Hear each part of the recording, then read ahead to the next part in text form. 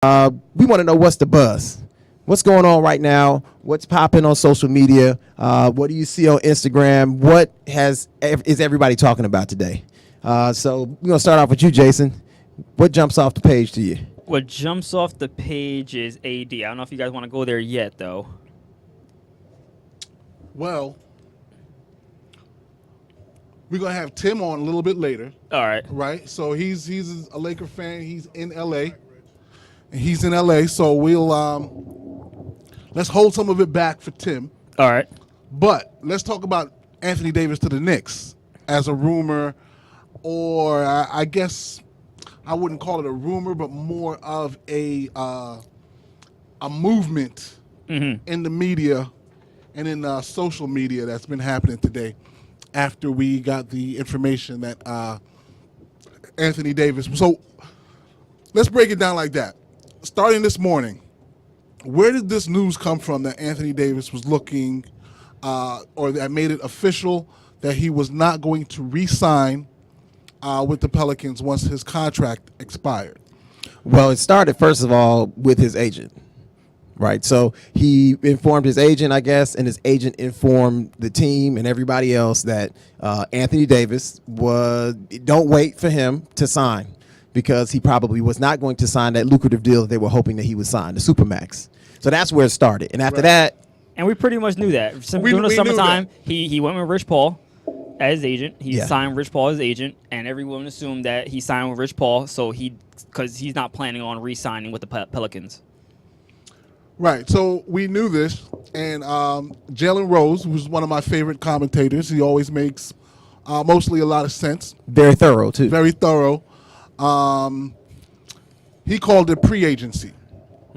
So in the modern NBA, the players that have the type of clout to make these moves, they don't necessarily wait for their contract to expire to make the move. Number one, that's a really good thing for the team, because the team doesn't get stuck with an empty bag when the player walks. Right. So it gives the team at least a chance to leverage that player and get something back. So it's better for the team than it is for the player. Yeah. The only difference for the player is he can end up on the team where he may have signed with once he got to free agency, but because he's already property of the team, he can get a full max. So that's how the player benefits. It also benefits the team that is the original owner of the player. Who doesn't benefit is the team that he goes to. Because typically with the Knicks, the Carmelo situation turned out horrible because we traded away all of the pieces that he would have played with to make the team viable. We traded them to get him. I often thought that I wish that you all had waited. Absolutely. You wait till he hits free agency, and then you get him. Because you weren't going to the finals anyway, in my opinion, that year. You were going to compete, but you want to have something there for him when he arrives. Right. But adding Carmelo to Gallinari, to Wilson Chandler, to Mozgov, to all those young pieces that the Knicks had at the time. And Amari. Wasn't bad. Amari was in the middle of an MVP season. Yes. Well, or actually, he got hurt that first season that he got to the Knicks. He was playing like an MVP, and it was his second season, I believe, when they made the move to get Carmelo. So I guess the idea is whatever you got to do to pair Carmelo and Amari, you're going to be fine. But that's actually not the case. So that's what you got to be careful of in this situation when you're that receiving team, because you may end up having to give away all of the pieces that's going to make your team great by adding that one player. Okay, so that's a dangerous situation. So what's been happening, I've noticed, is people started throwing the Knicks into this Anthony Davis mix. And it came from Brian Windhorst first, who mentioned, I believe, to Stephen A. Smith that the Knicks were in play when they, obviously asking what teams could possibly be in play.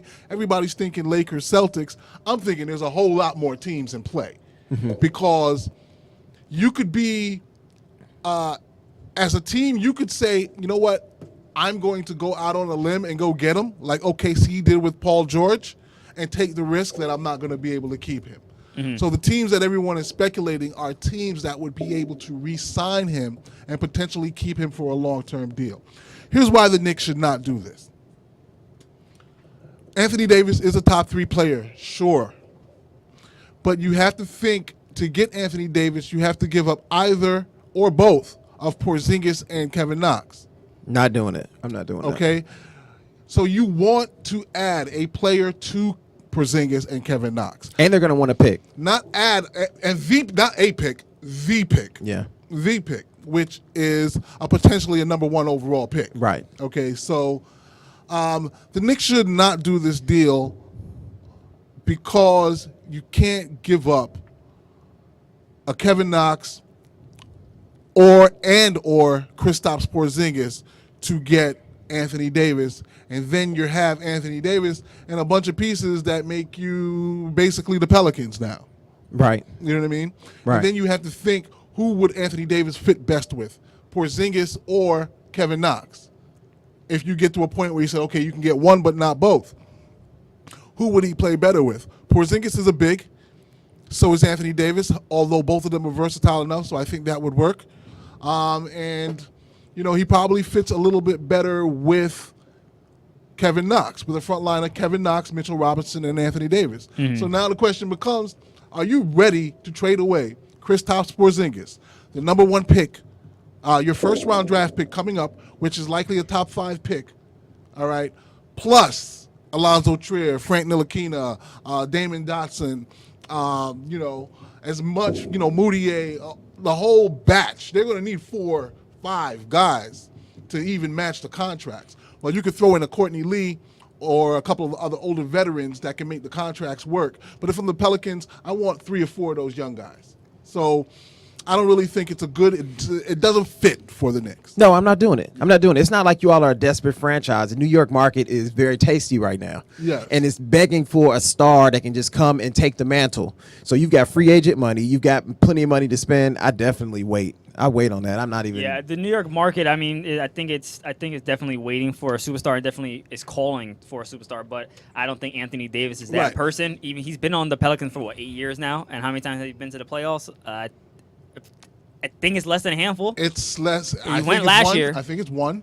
That last year was the first year. I think it was 1. So there you go. So it's like he's a great talent, Right. but he doesn't have the resume to prove it. No, And I don't think he's he's a full- looking. I think he's looking to more so get that job on the board rather than be the account manager. You know, just take those previous positions you usually take before being on the board. I'm just trying to make that. Right.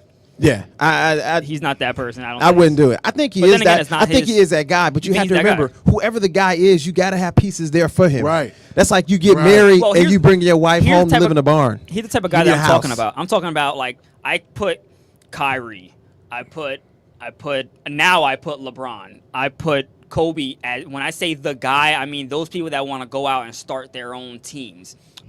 KD hasn't shown us that he wants to go do that. Right. I don't think AD wants to do that. I could be wrong, but I don't get that. When Right. I observe, I don't get that feeling. Well, he has his own team now. He does.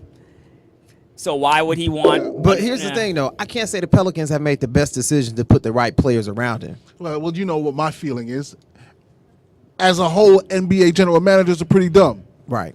So, Yeah. Sorry, guys. right. So you have Anthony Davis, and you had the opportunity, and now you didn't do what you needed to do in the 4 or 5 years. So Yeah. you lose him. We'll see what happens. Any